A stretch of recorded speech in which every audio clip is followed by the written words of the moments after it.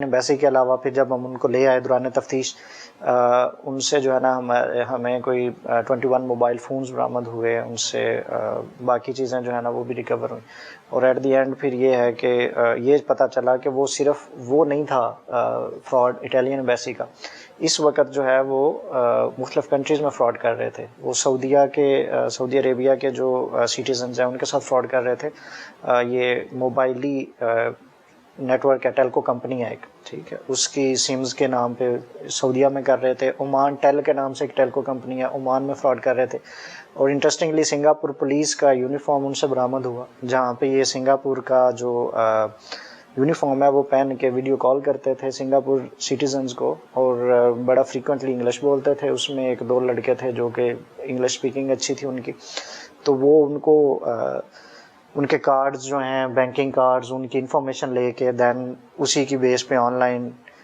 Shopping وغیرہ کر کے تو وہ ایٹ دی اینڈ جو پروفٹ ہے یا فائدہ ہے یا رقم ہے وہ اپنے تک منگوا لیتے تھے. تو اس طرح یہ پورا گینگ تھا جو مختلف چیزوں میں انوالو تھا جس کو ہم نے. اچھا، یہ چوتھی فیل بندہ آپ نے کہا ہے کہ یہ وہ نیٹ ورک چلا رہا ہے. ہاں مینلی. اور آگے اس نے ایجوکیٹڈ بندے ہائر کیے ہوئے ہیں، پہ رکھے ہوئے، پے رول پہ.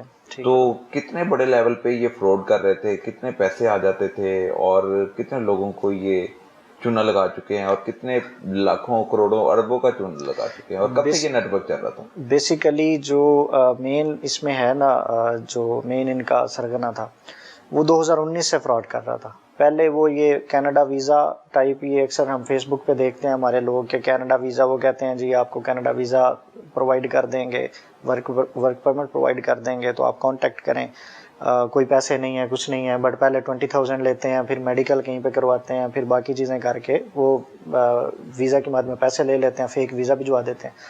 تو یہ پہلے وہ چیز کر رہا تھا، ٹھیک ہے. یہ چیز 2025 میں ایمبیسی کا جو ہے نا وہ اس فراڈ کا موجد بھی یہی ہے، اسی نے انوینٹ کی ہے یہ چیز، ٹھیک ہے. اور چوتھی فیل بندے نے. کیا نام ہے اس کا؟ اس کا نام نعیم ہے.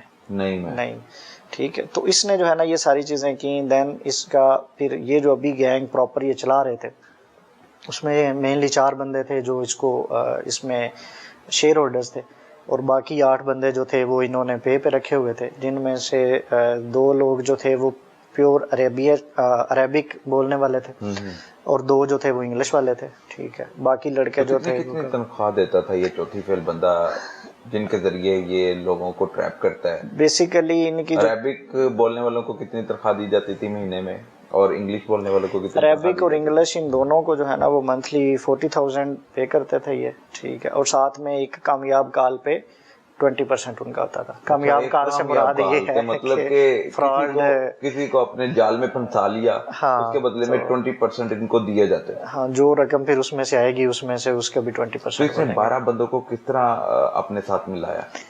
بیسیکلی جو جتنے بھی باقی لڑکے ہیں وہ کچھ تھے ادھر کے جنوبی پنجاب سائیڈ کے ایک غریب گھرانوں سے 4-5 کا تعلق تھا، تو وہ لوگ ان کے ساتھ پھر یہی کام کر کے کہ جی ہمیں کام چاہیے، تو جب ادھر آ جاتے تھے یہ پھر ان سے یہی کام کرواتے تھے اور وہ کرتے تھے. اور اب تو وہ ٹرینڈ تھے، پورا گروہ جو تھا وہ اس وقت پراپر ٹرینڈ تھا، اور ڈیلی کی بیس پہ ان کی بڑی بڑی کالز وہ کرتے تھے. کیونکہ ابھی ریسنٹلی جو ہے یہ سنگاپور، سعودی عربیہ اور عمان کا جو کام ہے وہ اس وقت کافی وہ ہیویلی کر رہے تھے. وہاں پہ کس طرح کا کرائم تھا؟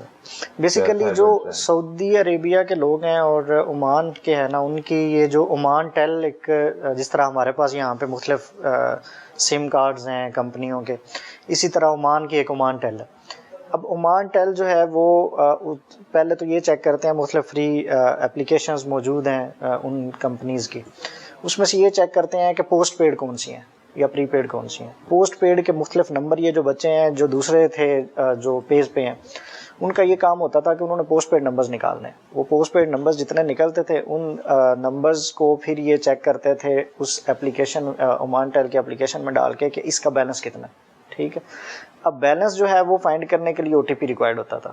کال کر کے اس کے ساتھ کوئی جو ہے نا وہ بینک والا نمائندہ بن کے یا اس طرح کوئی بن کے اس سے OTP لے لیتا تھا، اور OTP سے پتہ چل جاتا تھا کہ یہ پوسٹ پیڈ سم ہے اور اس کا بیلنس منتھلی ہے لیٹس سپوز 6,000 ریالز ہے، ٹھیک ٹھیک ہے.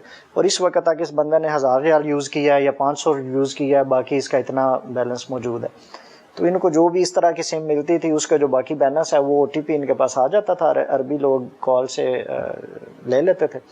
دین وہ اسی بیلنس کو جو ہے وہ نکال کے آن لائن اس کی گوگل سے ایڈز وغیرہ یا یہ وہ چیزیں خرید لیتے تھے یا ایپل سے گفٹنگ کر لیتے. تو اس طرح سے یہ پیسے جو ہیں وہ پھر ایٹ دی اینڈ اپنے تک لے آتے. یہ 12 بندے اب پکڑے گئے جی, انہوں نے بڑے لوگوں کو فراڈ کا نشانہ بھی بنایا, بڑے لوگوں سے پیسے بٹورے ہوں گے. ہاں جی. ان کو دوران تفتیش آپ کی طرف سے کیا ایسے سوالات کیے گئے کہ ان کو اب آگے فردر چلان کرنے کی صورت میں سزا بھی ملے گی؟ بیسیکلی مین چیز تو یہ ہوتی ہے کہ ان سے ایویڈنس ریکور کرنا. ایویڈنس کلیکٹ ہو گئے, ایویڈنس ریکور ہو گئے, ہمیں وہ جی میل آئی ڈیز مل گئیں جن جی میل آئی ڈیز سے یہ ای میل کر رہے تھے مختلف لوگوں کو, اپوائنٹمنٹ کنفرم کر رہے تھے, یہ ساری چیزیں ریکور ہو گئیں. سیکنڈلی یہ ہے کہ ان کی موبائل ڈیوائسز جو ہمیں ملی ان میں یہ عمان ٹیل کا, سنگاپور کا یا باقی جو کر رہے تھے اس کی ساری چیزیں جو ہیں وہ ابھی تک ہمارے ریکور میں ہو چکی ہیں.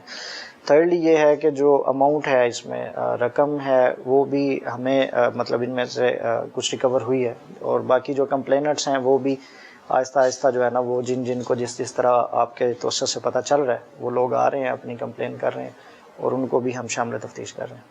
بالکل ٹھیک ہے جی. ڈیجیٹل کرائم کے حوالے سے بہت سے چیلنجز درپیش ہیں جہاں شہری خوف میں مبتلا ہیں اور اپنے جان و مال سے جو ہاتھ دھو بیٹھتے ہیں ڈیجیٹل کرائم کے ذریعے ٹریپ ہو جاتے ہیں. تو دوسری طرف NCCIA بھی ان چیلنجز کو دیکھتے ہوئے ایسے تمام مجرمان تک رسائی حاصل کرنے کے لیے کوشاں رہتا ہے, اور ایسا ہی ہوا کہ 2 شکایات جب آتی ہیں, ایک انٹرنیشنلی درخواست کی جاتی ہے, شکایت کی جاتی ہے NCCIA کو, اور دوسری طرف لوکلی ایک کمپلیننٹ ان سے رابطہ کرتا ہے. تو یہ 2 بڑے کیسز جس میں NCCIA کے DG لیول اور پھر ڈائریکٹر تک اور پھر SHO تک اور ایک تفتیشی تک یہ کارروائی عمل میں لائی گئی اور تمام بڑے گینگ کو بے نقاب کیا گیا. لیکن ذمہ داری ہماری بھی ہے کہ ہم کوئی بھی اگر جہاں پہ ہم ڈیجیٹل سہولیات سے فائدہ اٹھا رہے ہیں وہاں پہ ہمیں الرٹ ہونا بھی باقی ہے.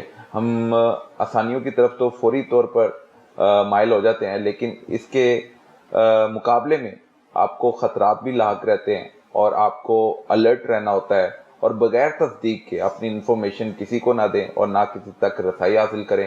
متعلقہ اداروں سے رابطہ کرتے ہوئے اپنے مسائل حل کرنے کی کوشش کریں, نہ کہ کسی کے چنگل میں پھنس جائیں اور پھر آپ نقصان اٹھا سکیں. اب تک کے لیے اتنا ہی. اللہ حافظ.